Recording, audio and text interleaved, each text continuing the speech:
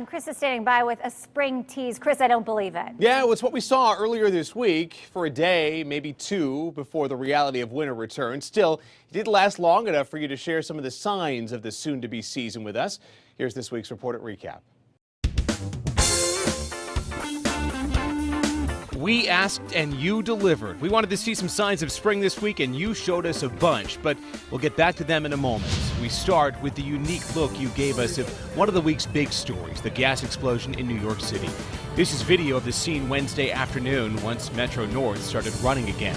We got these pictures from inside a bus. A student from O'Brien Tech took them after the tire blew out on the way back from a class trip, sending splinters up into the bus itself and injuring two kids. Also this week, we got a few pictures from Mystic where people told us a light fell off a lamppost. Some shots from Charlotte and Terry of a rollover crash on Route 15, and one from Barbara of a wreck that tied up traffic on 95. And you showed us firefighters in action in Bethel. We anticipate we'll get more photos like this next week, but it looks like a few of you wanted to get a jump on St. Patrick's Day. Norwich has even had its parade. This time of year, basketball gets a lot of attention. Deservedly so for the SCSU men. They won their league championship. And Albertus Magnus got a nice send-off on its way to the Sweet 16. Also, congrats to these middle schoolers from Madison and Seymour, the New England Regional winning Brantford High School dance team, and some state champion cheerleaders from Seymour. But let's get back to those signs of spring. They come in different forms, from the birds, majestic and miniature, returning to the trees, to the bees buzzing out of their hives for a little fresh air.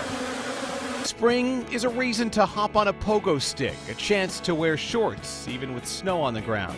Cats at an open window, a woodchuck waking up, and cars swallowing potholes. All undisputable signs of spring. To Tracy, it's being met by this little guy when she gets home from work. To John, it's seeing this smiling face among the flowers.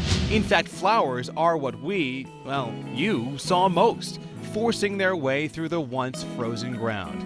We love Ed's time-lapse of the melting snow. The new coating some of you got Thursday morning, can we just pretend that didn't happen?